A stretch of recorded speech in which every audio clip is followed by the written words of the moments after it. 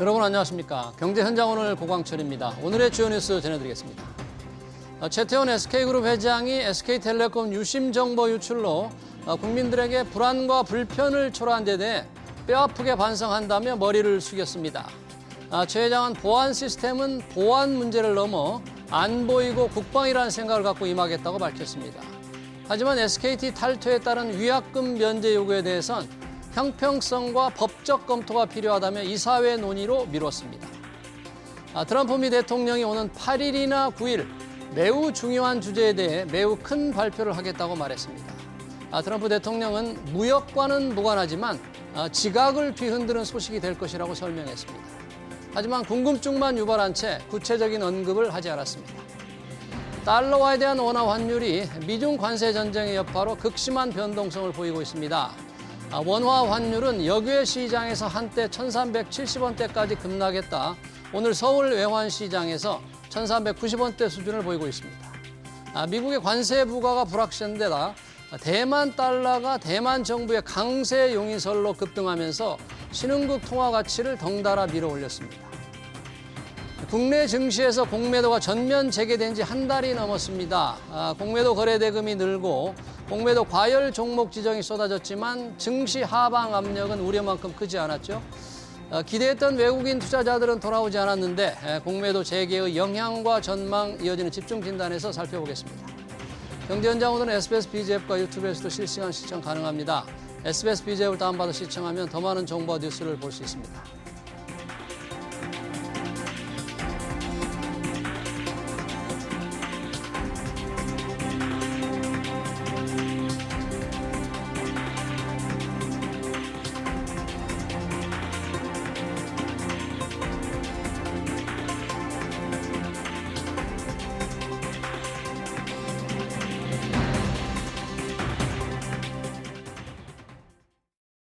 네, 지난 3월 말 공매도 족쇄가 풀렸죠. 한 달이 지났는데 증시 충격은 없었고 기대했던 외국인도 돌아오지 않았습니다. 공매도는 주가가 떨어질 때 이익을 볼 수 있는 투자 기법이어서 주가 하락을 자극한다는 비판을 받아왔는데요. 공매도 재개 후 시장은 어떤 반응을 보였는지 향후 투자 전략은 어떻게 가져가야 할지 토론해 보겠습니다.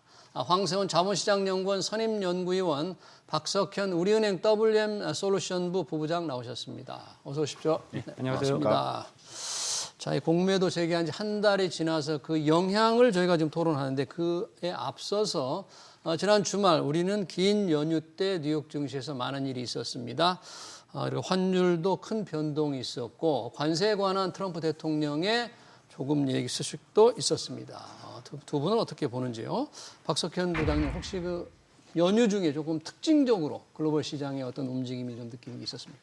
일단 그 연준 금리 인하에 대한 기대가 좀 바뀌었는데 물론 뭐 내일 이제 발표될 5월 FOMC에 대한 기대는 뭐 똑같은 예. 그 금리 동결 계속 유지가 되고 있기 때문에 별 변화는 없는 건데 당초 이제 6월 인하 기대가 있었었는데 예. 이 부분이 최근 미국 경제 지표가 좀 잘 나오고 있고 그다음에 관세 부분도 뭐 느리긴 하지만 조금씩 합의가 되는 쪽으로 좀 움직이고 있기 때문에 네. 일단 그 금리 인하 시점이 6월이 아닌 7월로 좀 미뤄지고 있는 분위기인 것 같고요. 네. 이 부분은 조금 금융시장에는 좀 부담 요인으로 작동을 할 수가 있기 때문에 내일 FOMC 결과를 좀 봐야 될 것 같고 예. 그거보다 이제 더 주목받은 부분은 이제 환율인데 환율? 예, 모두에도 이제 원달러 환율에 대해서도 말씀을 주셨겠지만 지금 원달러 환율이 1,400원 밑으로 오늘 장중에 이제 흘러가는 좀 모습을 보였고요. 예. 아무래도 이제 대만 시장에서의 대만 달러화가 미국 달러 대비 초강세를 보인 부분, 그러니까 4월 한 말경부터 5월 초까지 10%나 대만 환율이 절상이 됐는데 예. 대만 환율 같은 경우는 그렇게 많이 움직이는 환율이 아닌데 예. 이번에 아주 특이한 움직임을 보였고요. 예. 가장 가장 큰 요인은 대만과 미국의 무역 협정에서 대만이 자국 통화의 절상을 허용할 것이다라는 얘기가 좀 나오고 있기 때문에 물론 대만 정부는 여기에 대해서 이제 부인을 했지만 이런 얘기들이 그 대만 환율에 영향을 미쳤고요. 이게 미국과 대만의 협상이라면 한국과 미국의 협상에서도 환율 문제가 들어갈 수 있지 않겠느냐라는 얘기가 조금 나오고 있는 것 같고요. 그러니까 이런 부분들이 오늘 원달러 환율 그리고 최근에 원달러 환율 급락의 원인으로 작용을 했다라고 볼 수 있을 것 같고 다만 이제 오늘 장중에 중국에서 이제 지준율 인하 그리고 더 나아가서 기준금리, LPR 금리 인하에게까지 나오고 있기 때문에 금리 인하는 자국 통화에 일단 절하, 그러니까 중국 위안 달러 환율의 상승을 이제 유발하는 요인이기 때문에 예. 그 부분이 뭐 오늘 장중에 원화에도 영향을 미쳤다라고 볼 수 있을 것 같고요. 네. 그래서 원달러 환율 장중에 지금 1,400원을 다시 회복하는 상당히 큰 변동성을 좀 보여주고 있는 것 같습니다. 네, 연준의 금리나 금리 동결, 지금 현재 금리 FOMC 회의 얘기와 대만 달러 얘기를 했는데 저도 이게 우리나라 환율을 보면 우리가 중국 위안화 환율에 연동된다. 위안화 환율이 오를 때 우리 환율도 오르고 그런 얘기는 들어봤습니다만 대만 달러에 우리 영향을 받는다는 얘기는 조금 생소하고 좀 잘 이해가 좀 안 됩니다. 이게 시장에서 이렇게 영향을 받는다는 게. 그렇죠. 이전까지는 관찰되지 않았던 현상이라고 평가할 수가 있는 것이고요. 네. 사실 대만과 우리가 뭐 경제적 교류가 있기는 합니다만 네. 대만에서 이제 사정 상황이 우리 경제에 크게 영향을 미치는 그런 상황까지는 아니었단 말이에요. 글쎄요. 그렇기 때문에 대만 달러가 강세를 보인다. 이렇기 때문에 한국 원화도 강세를 보이는 쪽으로 가게 된다. 뭐 이런 연결고리는 사실상 이전에는 찾기가 대단히 어려운 그런 예. 상황이라고 볼 수가 있습니다. 다만 이런 것들은 결국은 이제 미국과의 협상 가능성과 결국은 연결될 수밖에 없지 않겠느냐 이렇게 봐야 되는 거고요. 예. 대만이 자국 통화의 강세를 용인을 하게 된다. 사실 이거는 자기가 좋아서 원해서 그렇게 가는 방향성은 아니란 말이에요.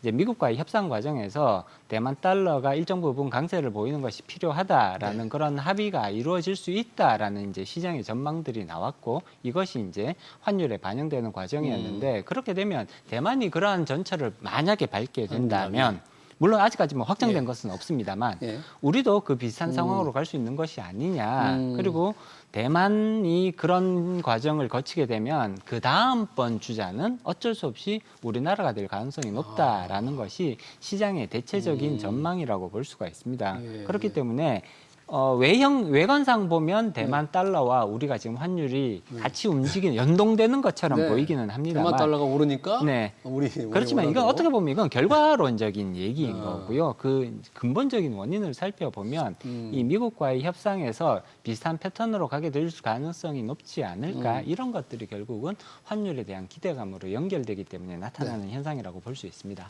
네, 그러네요. 연준 얘기 아까 박석현 부장 잠깐 얘기해 주셨는데 이제 FOMC가 우리 시간으로 내일 아침에 이제 끝나잖아요. 예.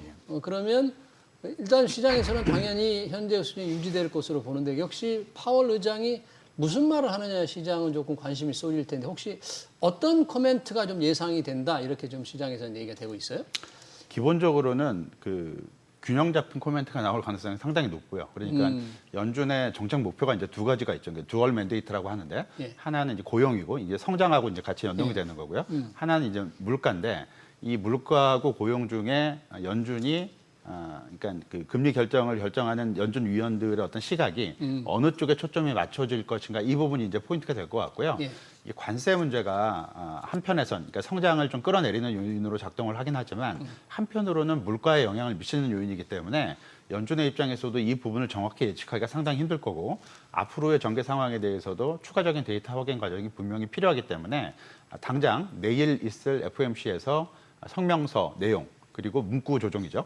그리고 파월 의장 기자회견 내용이 한쪽에 일방적으로 치우치기보다는 이 성장에 대한 어떤 약간의 우려감 그리고 물가에 대한 어떤 조심스러움 이런 양측 두 부분을 동시에 강조하는 쪽으로 그 성명서 내용이나 기자회견 내용이 채워지지 않을까라고 볼 수 있을 것 같은데 예. 미묘한 차이는 분명히 있을 겁니다. 그러니까 성명서 문구 변화가 성장 쪽 또는 물가 쪽에 변화가 좀 많을 것인지 또는 파월 의장의 기자회견 내용들이 아무래도 연준 주요 위원들의 어떤 의사를 어느 정도는 담아낼 가능성이 상당히 높기 때문에 예. 그런 의사의 어떤 표출 과정들이 성장 쪽이나 또는 물가 쪽에 어느 쪽에 치중이 되어 있을지를 미묘한 변화를 좀 확인을 해봐야 될 것 같고요. 예. 이런 부분들이 만일 성장 우려 쪽에 초점이 맞춰지게 된다면 향후에 있을 연준의 금리 인하 사이클이 지금 현재 점도표에서 예고돼 있는 대로 올해 연내 2차례 또는 시장 그 선물 가격에 반영이 되어 있는 대로 연내 3차례,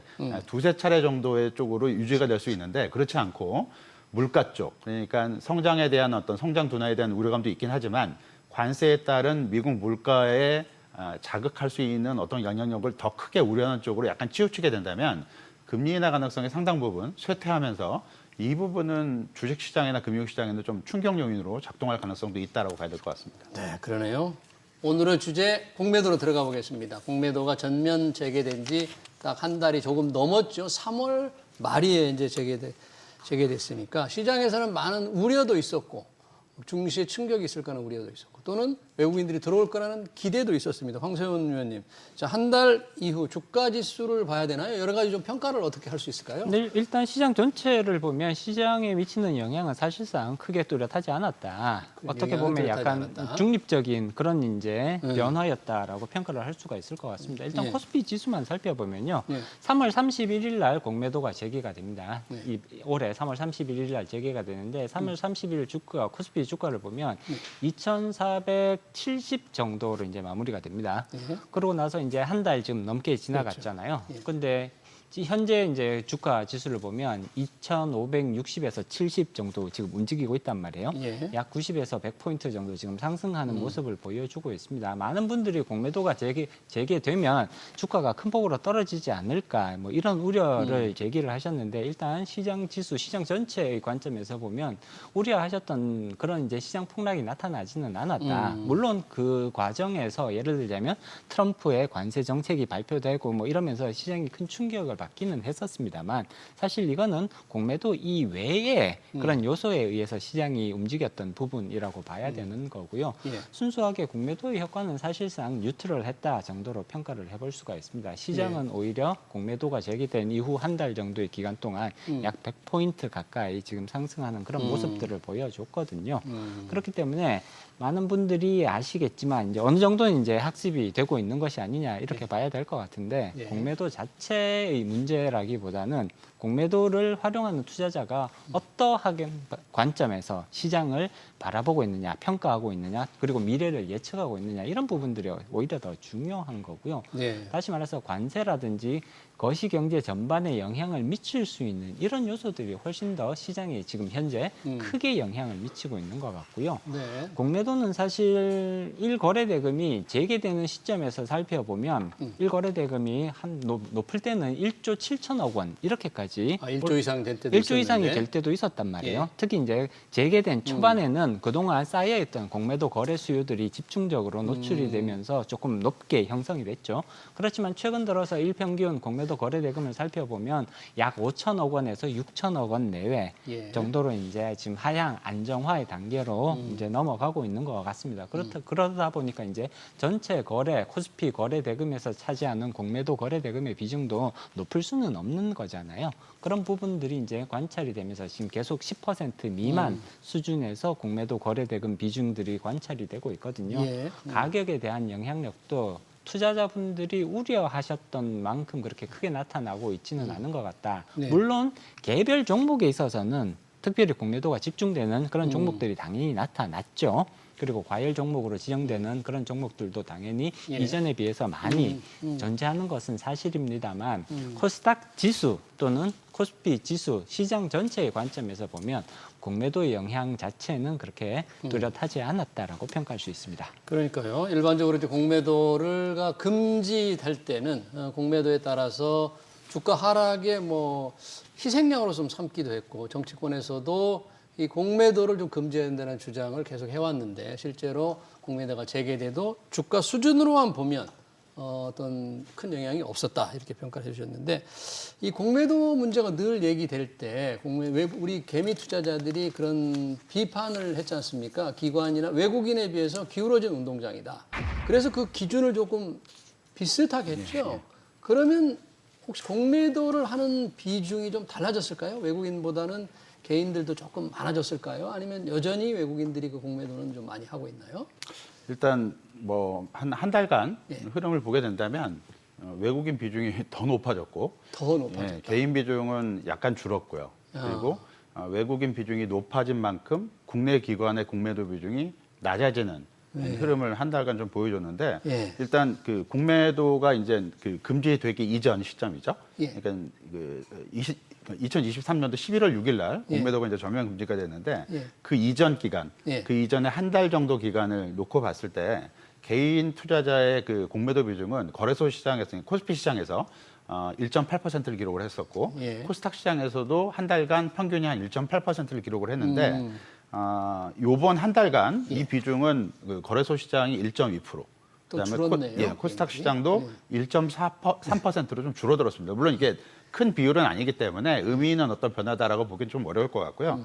가장 크게 변한 게 이제 외국인인데 공매도 금지 이전 한 달간을 보게 되면 외국인이 코스피 시장에서 74%, 그다음에 코스닥 시장에서는 한 달 평균 한 71%를 기록을 했는데 이번 공매도가 다시 재개되고 한 달 정도의 기간 동안 외국인은 코스피 시장에서 85%, 예. 코스닥 시장에서 85%를 똑같이 기록을 하고 있기 때문에 한 10%포인트 정도 오히려 외국인 비중이 더 올라갔다라고 봐야 될 것 같고요. 예. 이 외국인 비중이 올라간 만큼 국내 기관의 공매도 비중이 줄어들었습니다. 그러니까 그 이전에 공매도 금지 이전에 그 국내 기관의 공매도 비중이 한 20%대 중반을 기록을 했는데 요번에 비중이. 지금 국내 기관 비중은 한 13%, 14% 정도를 기록을 하고 있기 때문에 10%포인트 이상 이제 줄었다고 봐야 될 것 같고요. 예. 국내 기관의 공매도 비중이 왜 줄었냐 놓고 예. 보게 되면 뭐 공매도를 꺼려서 그랬다 그런 거보다는 일단 4월 한 달간 시장 변동성이 상당히 컸기 때문에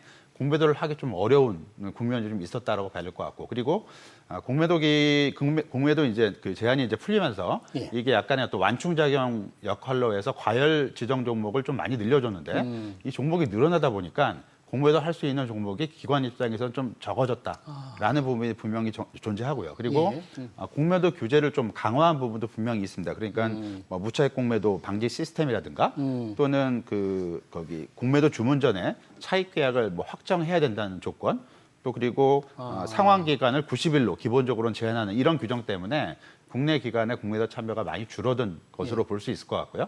그런 외국인 같은 경우는 이런 그 제한 요인에도 불구하고 기본적으로 외국인의 공매도의 기본 목적이 대부분이 해지 물량, 그러니까 기존에 갖고 있는 포지션에 대한 반대 포지션을 취하기 위한 물량이기 때문에 이런 어떤 규제에도 불구하고 외국인 공매도 비중이 늘어난 거는 외국인의 기본적인 해지 과정이 한 달 동안 어느 정도는 활발하게 일어났다라고 봐야 될 것 같습니다. 네.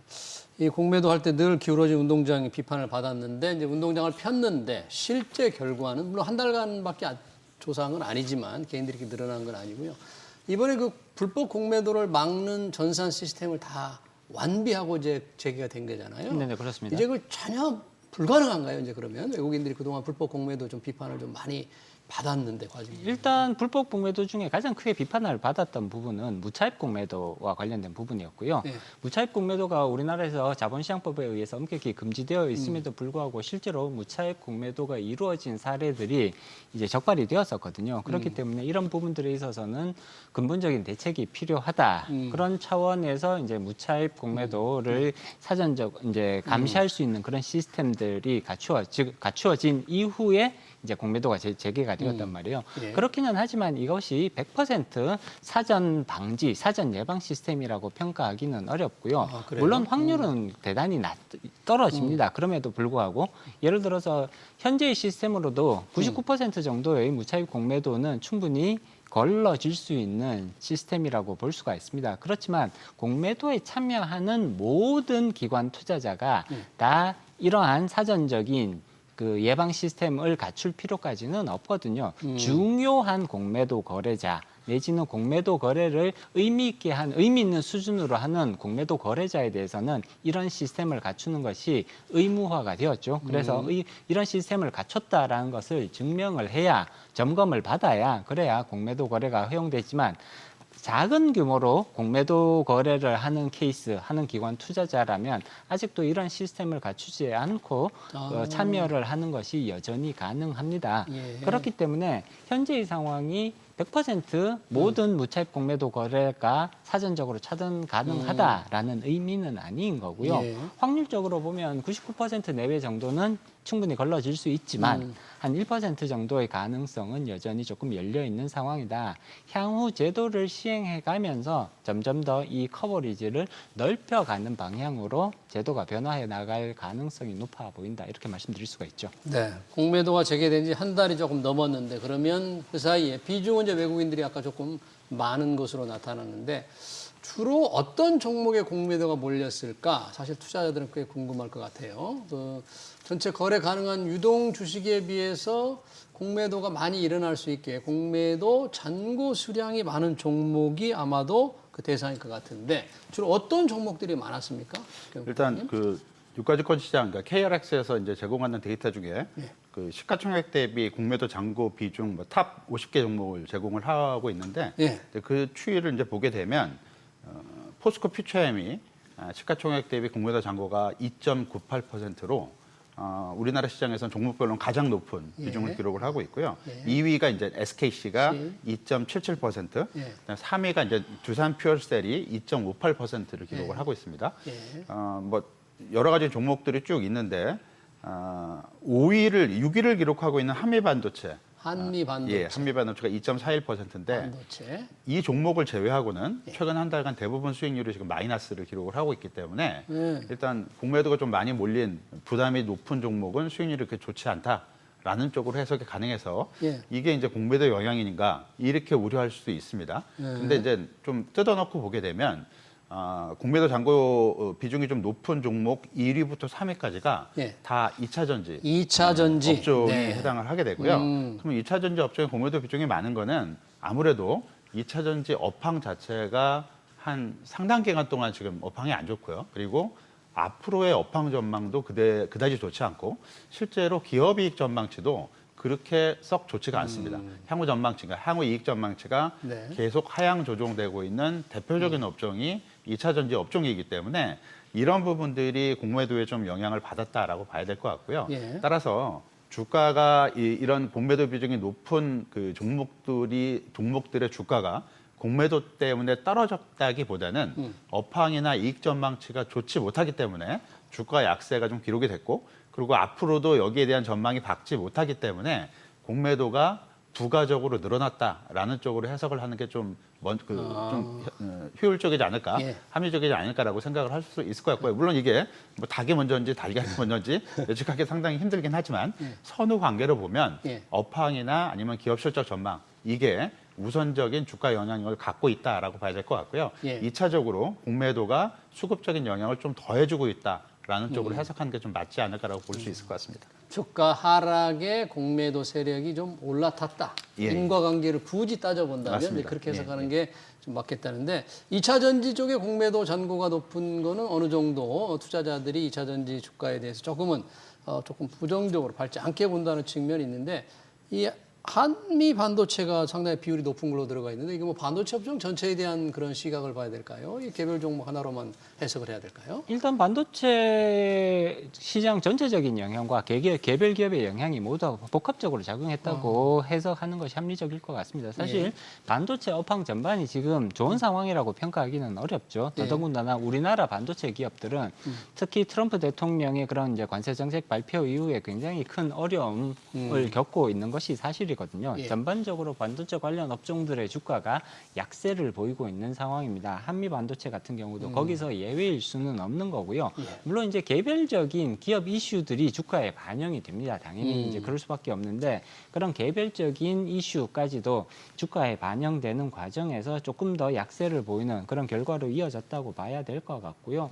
사실 반도체 지수라든지 혹은 이제 우리가 가장 대표적인 반도체 기업이라고 인식을 하고 있는 SK 하이닉스나 또는 삼성전자 같은 경우도 주가가 강세를 보이지는 않는단 말이에요. 그런 점까지 감안을 하면 반도체 업황 전반으로 지금 향후 전망이 그렇게 밝지가 않은 상황이기 때문에 주가가 강세를 보이기는 어렵다. 오히려 주가가 전반적인 약세를 보여왔다라는 점.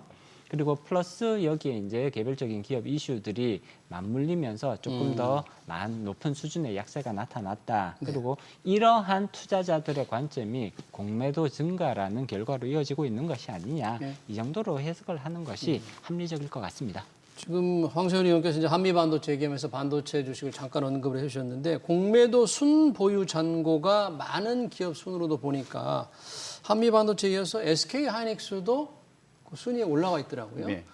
그런 건 이제 비슷하게 역시 반도체 주가에 대한 뭔가 좀 확신이 좀 안 드는 투자자들이 많다 이렇게 봐야 되는 거죠. 아직까지는 뭐 전망이 좀 엇갈리는 부분이 있기 때문에 뭐 그렇다라고 볼 수 있을 것 같고 다만 이제 SK 하이닉스 같은 경우는 이제 시가총액이 상당히 큰 기업이기 때문에 순보유 잔고 기준으로만 놓고 볼 때는 절대 물량으로 물량이 좀 클 수 있는데 이걸 시가총액 대비 실제로 그 주식의 어떤 물량 부담이 공매도가 물량 부담에 어느 정도 영향을 미치는지 그건 이제 시가총액 대비 비중으로 봐야 되기 때문에 그 비중을 놓고 봤을 때는 뭐 SK 하이닉스나 삼성전자나 이런 종목들은 그러니까 큰 종목들은 상대적으로 비중을 좀 낮지 않을까라고 볼 수 있을 것 같습니다. 네. 자, 이 공매도가 재개되면 당시 재개 직전에 우리 정부도 금융당국도 그런 얘기를 좀 했습니다. 외국인 투자자들이 조금 돌아오는데 기여할 것이다. 지금 외국인 투자자들은 계속 순매도를 하는 것으로 통계가 나오는데 뭐 공매도 재개와 외국인 투자는 전혀 관계 좀 없는 것 같습니까? 어떻게 지금 해석을 해야 될까요? 일단 한 달 동안은 그렇게 뚜렷한 관계는 없는 걸로 이렇게 지금 평가를 내릴 수밖에 없을 것 같습니다. 사실 공매도 재개는 장기적인 관점에서는 외국인들의 참여를 더 활발하게 만들 수 있는 재료가 될 가능성이 높다고 봐야겠죠. 특히나 MSCI 선진국 지수 편입을 위해서는 당연히 공매도가 재개되는 것이 선제 조건 중에 하나였단 말이에요. 네. 그렇기 때문에 그런 관점에서 보면 공매도를 재개를 해야 선진국 지수 편입 가능성이 높아지고 거기서 유입될 수 있는 외국인 자금의 규모가 늘어나는 것 이런 것들이 다 이게 연결되어 있기 때문에 공매도 재개는 결국은 외국인들의 참여를 확대할 수 있는 그런 요소가 된다라고 보는 견해는 여전히 유효한 견해라고 봅니다. 다만 그럼에도 불구하고 외국인들이 우리나라 주식에 포지션을 늘릴 것이냐 줄일 것이냐를 결정하는 데 있어서 가장 중요한 요소는 역시 한국 기업들이 향후 수익성이 개선될 수 있을 거냐 또는 떨어질 것이냐에 대한 이런 부분들이 가장 크게 영향을 미친다고 봐야 될 것 같습니다. 사실 외국인 투자자들은 작년 8월 이후로 지금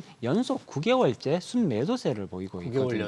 작년 8월부터 올해 4월까지 지금 9개월 연속 순매도세를 보이고 있는데 이러한 부분은 결국은 우리나라 기업들 전반적인 기업 수익성에 대해서 외국인들이 상당히 불안해하고 있는 그런 모습들 때문에 나타나는 현상이라고 봐야 되는 것 같거든요. 특히나 트럼프 대통령이 관세에 대한 그런 이제 정책을 강화하고 이 관세 강화 정책의 가장 큰 피해, 타격을 받을 수 있는 것이 한국 기업일 수 있다라는 그런 우려들이 제기가 됐던 거잖아요. 그렇기 때문에 이러한 것들이 결국은 한국 기업들의 수익성, 나아가서 코스피나 코스닥 그 지수의 하락을 가져올 가능성들이 높다. 그렇다면 당연히 한국 포지션을 축소해야 되는 것이 아니냐. 이런 것들이 외국인들의 전반적인 컨센서스였기 때문에 공매도가 이런 부분들에 대해서 영향을 미칠 수는 있습니다만 결국은 외국인들이 가장 중요하게 생각하는 것은 당장 한국 기업들의 수익성이 개선되고 있는 것이냐 혹은 나빠지고 있는 것이냐 여기에 대한 판단이라고 볼 수 있습니다.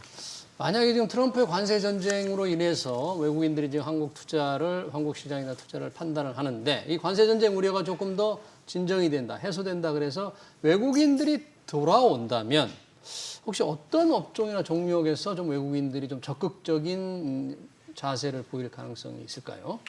일단 그 전 상황을 좀 보게 되면 작년에도 외국인들이 이제 하반기 이후에 계속 이제 한국 시장에 순매도를 기록을 했었고 작년에 외국인 순매도가 한국 시장에 좀 집중됐던 가장 큰 이유는 국내 기업의 이익 전망치가 계속 하향 조정됐기 때문에 특히 이제 올해 2022년도 코스피 기업 영업이익 전망치 하향 조정이 작년 하반기 이후부터 본격화됐기 때문에 그 부분이 가장 큰 영향을 좀 미쳤다라고 볼 수 있을 것 같고 물론 미국 시장에서 작년 하반기에 미국 그 빅테크 주식들이 많이 오르고 한국 주식들은 어떤 약간 어떤 조명을 좀 못 받았기 때문에 상대적인 어떤 그 관심도가 떨어진 부분도 있긴 하지만 근본적으로는 이익 전망치가 하향 조정된 부분이 가장 큰 영향을 미쳤거든요.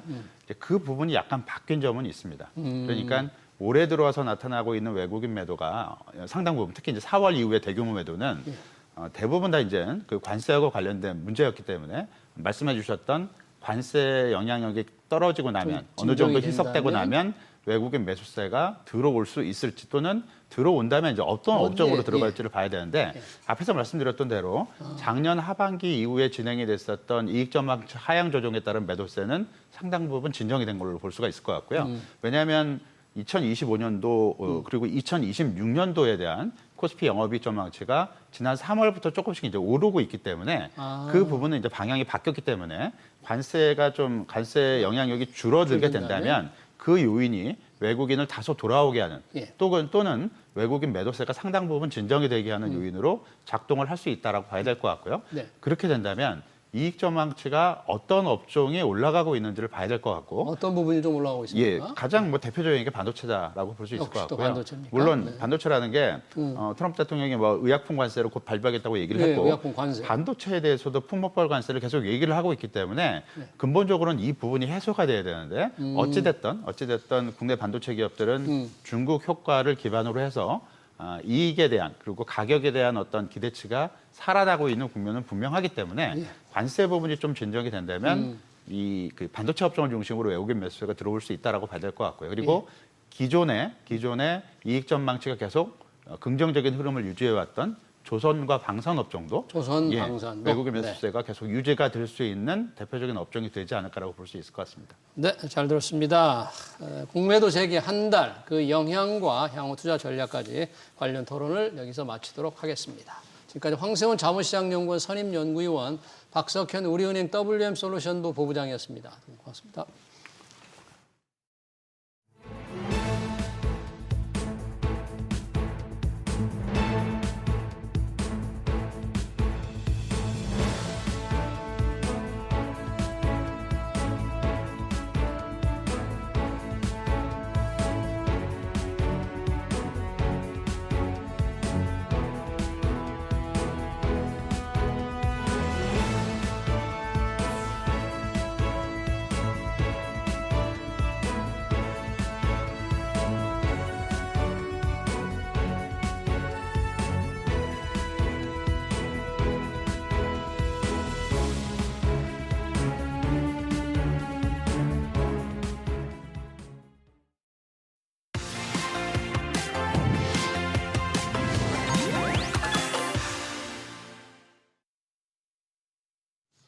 네, 한국수력원자력의 체코 원전 수출 계약에 체코 법원이 제동을 걸면서 최종 계약이 불발됐습니다. 당장 오늘 본계약 서명 예정이었는데 우리 입장에서는 날벼락을 맞은 꼴이죠. 왜 이런 상황이 벌어졌는지, 최종 계약까지는 문제가 없는지 김희집 서울대 국제대학원 교수 모시고 얘기 들어보겠습니다. 교수님 어서 오세요. 네, 반갑습니다. 안녕하십니까. 아니, 계약을 불과 하루 앞두고 지금 날벼락입니다. 법원에서 우리 체코 원전 계약 제동을 걸었다는데 체코의 지방 법원이에요. 별 공정 당국에서도 아무런 문제가 없다고 들어서 지금 안덕근 장관, 국회의원들이 지금 체코로 지금 다 날아갔지 않습니까? 네네. 무슨 일이 벌어지고 있는 거예요, 지금? 네. 너무 크게 걱정 안 하셔도 될 것 같습니다. 그래요? 예, 가처분이 인용이 된 건데요. 가처분. 예, 법원에서 가처분이 인용이 됐는데 아직 법원이 최종적으로 본인들의 판단을 하겠다라는 것으로 보시면 되고요. 예. 사실은 반독점 당국이 체코가 두 번이나 기각한 아무 문제가 없다고 기각한 사항입니다. 단지 최종적으로 행정적인 절차로 법원이 스스로 이제 결정을 하겠다라고 나선 거니까요. 네. 네, 그거는 뭐 크게 걱정 안 하셔도 되는 부분이고 이제 좀 계약이 좀 지연되는 그런 면이 생긴 거라고 보시면 되겠습니다. 그러니까 반독점 당국, 우리로 말하면 공정위 같은 거죠. 공정위죠. 거기에서 이 체코와 한수원 간의 계약이 아무런 문제가 없다고 결정을 했는데 네네. 그 결정에 대해서 법원이 이제 프랑스, 경쟁자 프랑스잖아요. 네네네. 경쟁자가 가처분 신청을 하니까 네네네. 그 가처분 신청 한번 자세히 판결을 해봐야 되겠다 이런 판단을 한 거예요? 그렇기보다는 제가 보기에는 이제 프랑스가 법원에도 이의를 제기한 거죠. 예, 프랑스. 공정위에도 제기를 했고 법원에도 이의를 제기했는데 법원에 대한 판단은 아직 완전히 내려지지 않은 상태니까 예. 그것이 내려지는 것까지 보겠다는 얘기인데요. 사실은 공정위의 판단이 다 됐기 때문에 법원은 당연히 인정을 해줄 거라고 생각되지만 예. 뭐 끝까지 뭐 확인해 보겠다 뭐 이런 거니까 네. 글쎄요, 제가 보기에는 좀 무리수를 좀 두고 있는 것 같은데 하지만 뭐 법원이 무리수를 두는 거예요. 아니요, EDF가 프랑스의 EDF가 프랑스 전력 회사가 당국 지금 EDF. 원자력 수출도 맡고 있는데 그쪽에서 좀 마지막까지 무리수를 조금 두지 않나 하는 우려가 됩니다. 네. 아니 법원 결정이라는 게 참 예측할 수가 없는 경우가 곳곳에서 지금 많이 있잖아요. 우리도 많은 걸 쳐다보고 있는데 EDF의 이 가처분 신청도 지금 체코법원이 인용을 했는데 혹시 이게 조금 늦어지는 정도 우리 김희재 교수께서는 걱정을 하지 않아도 된다고 했지만 네네네.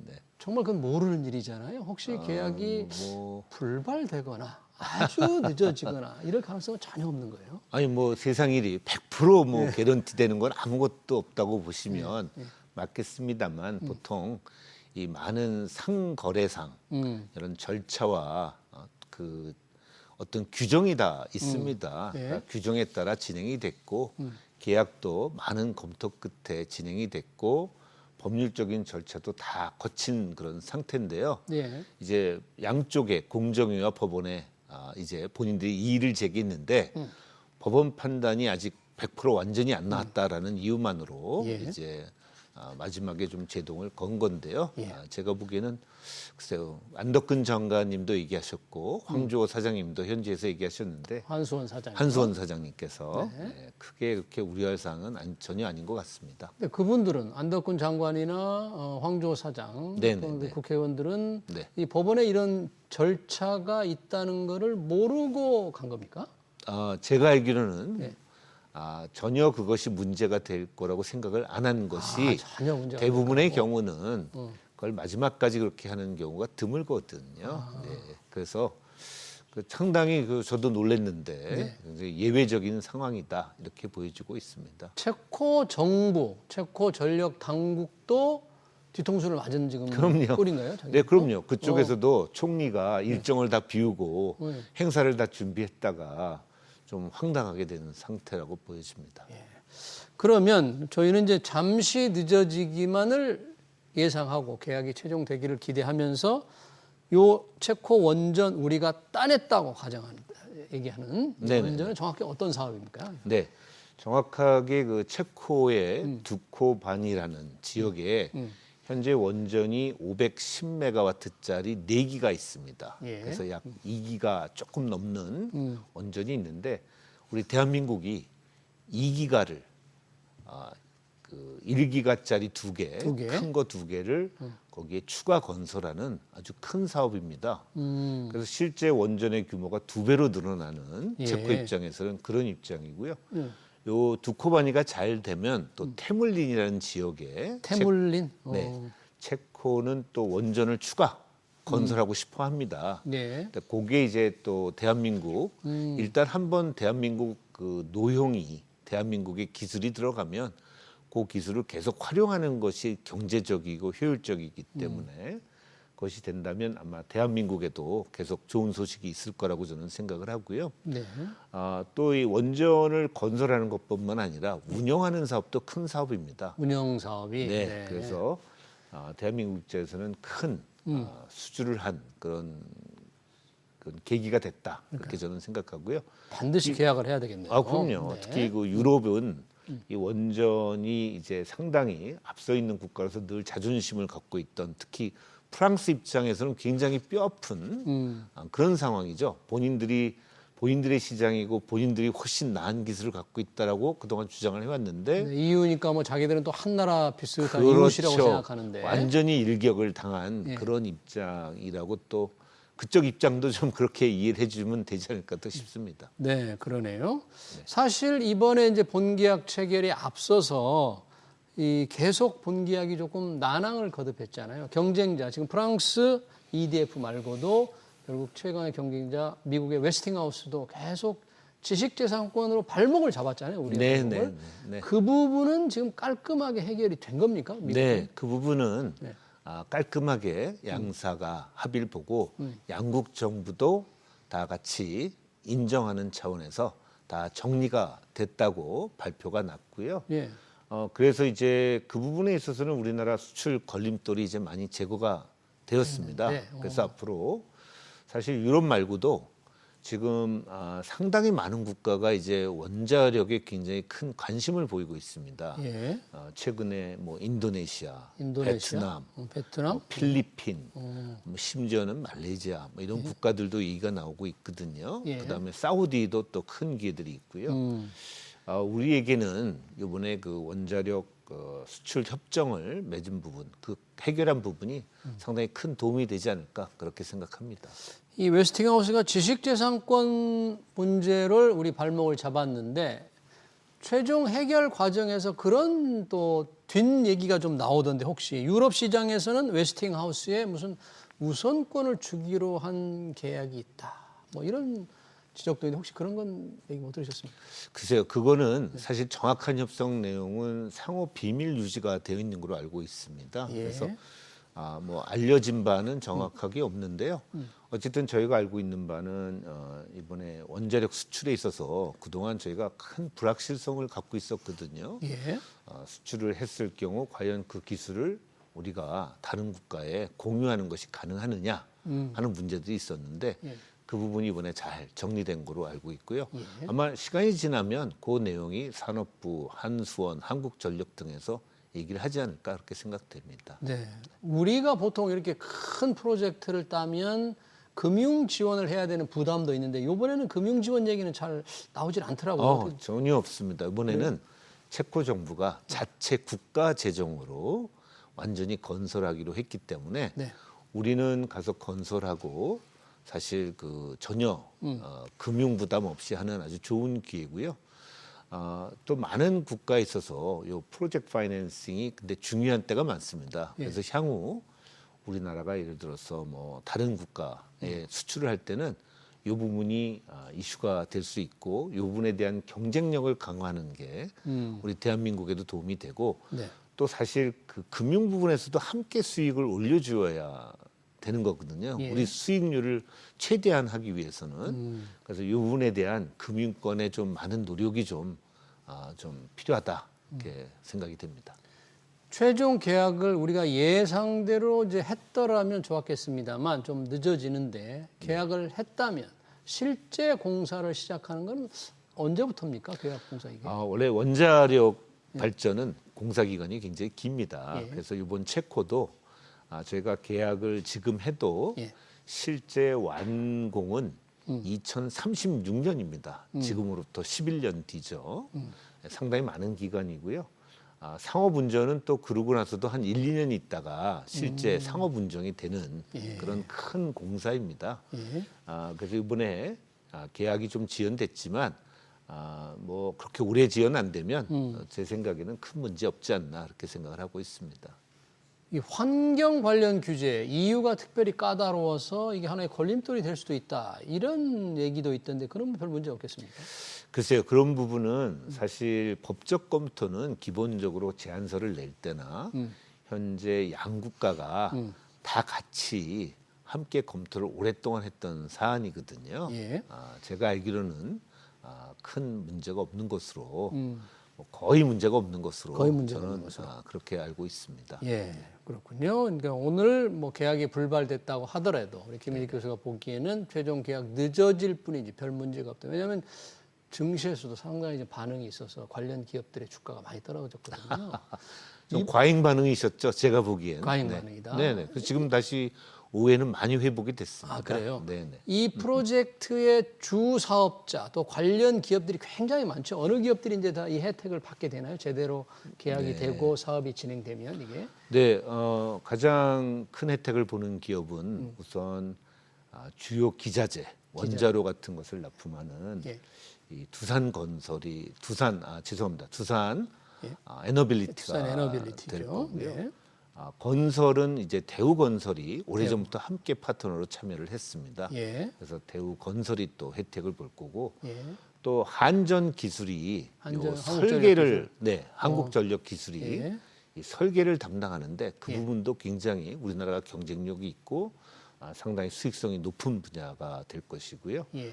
또 원자력을 저희가 이제 건설하고 운영하는 차원에서는 한전 KPS라고 하는 정비 전문 회사가 있는데요. 네.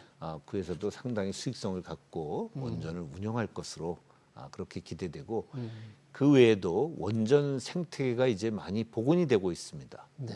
그래서 원전 생태계 복원된 이제 많은 중소기업들이 함께 참여할 것으로 그렇게 기대가 되고 있습니다. 네, 이게 각종 부품, 자재 이런 걸 공급하는 중소기업들도 상당히 혜택을 보게 되나요? 네네. 그러네요. 그렇게 생각하고 있습니다. 이제 차질 없이 계약이 이루어져야 될 텐데 아까 잠깐 원전이 관심을 갖고 있는 기업들이 조금 국가들이 이제 늘어나고 있다 그렇지 않습니까? 네네. 태물린 체코에 거기 지금 혹시 앞으로 나올 네네. 원전 발주할 국가들은 어떤 것들이고 우리의 가장 강력한 경쟁자는 뭐 또 역시 중국입니까? 어떤 지역에서 우선 국가에서 나옵니까? 좋은 질문이신데요. 한 30여 개국이 원전에 대한 의사를 밝히고 있습니다. 상당히 많은 기회가 있다고 보여지는데요. 체코에 이어서 저희들이 보기에는 여러 국가가 있을 수 있는데 우선 사우디에 대한 얘기가 많이 그동안 진행이 되고 있는 걸로 알고 있고요. 그다음에 인도네시아, 필리핀, 베트남 이런 많은 국가들이 사실 석탄 발전을 이제 많이 줄여야 되는 입장에서 대안이 그렇게 만만치 않은 상태입니다.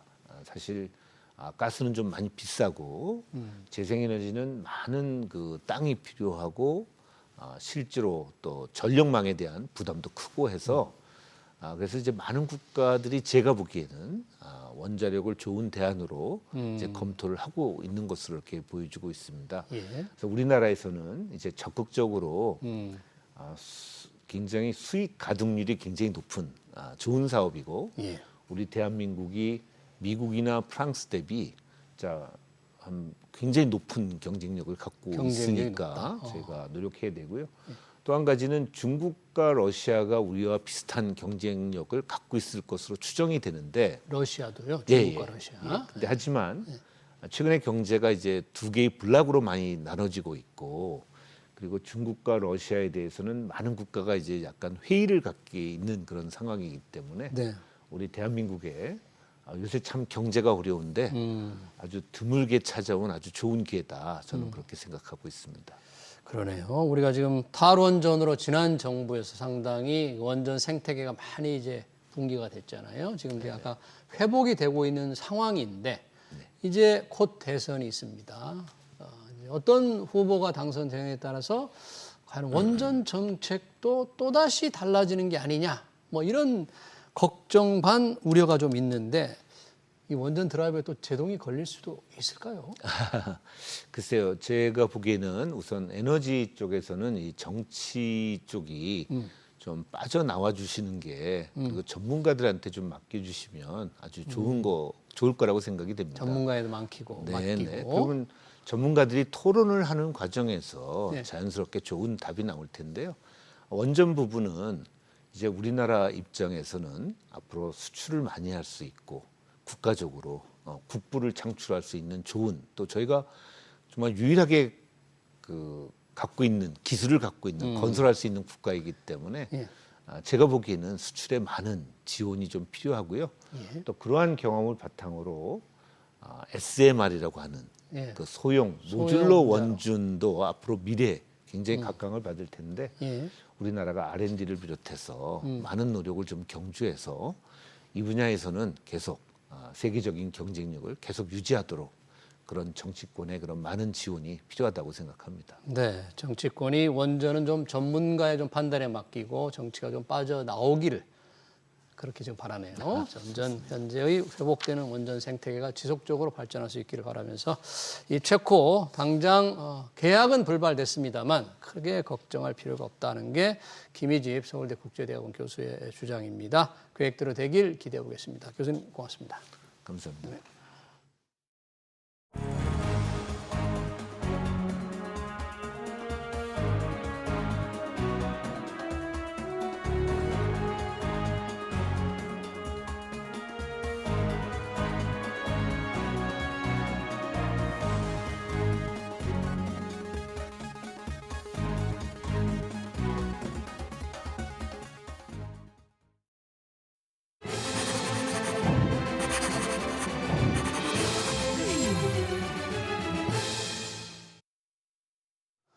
네, 공매도가 전면 재개된 지 한 달이 지났습니다. 우려했던 증시 충격은 없었습니다. 개미들은 주가를 떨어뜨린 요인의 하나로 공매도를 지목했고 감독당국은 불법 공매도 금지를 앞세워 17개월 동안이나 금지했습니다. 공매도는 과열된 주가를 조정하는 순기능도 있습니다. 외국인들은 공매도 없는 시장을 이해하지 못하죠. 다시는 시장 분위기에 휩쓸려 공매도를 정치 이슈화하는 일은 없어야 합니다. SBS 비즈 경제 현장을 여기서 마치겠습니다. 시청해주신 여러분 고맙습니다.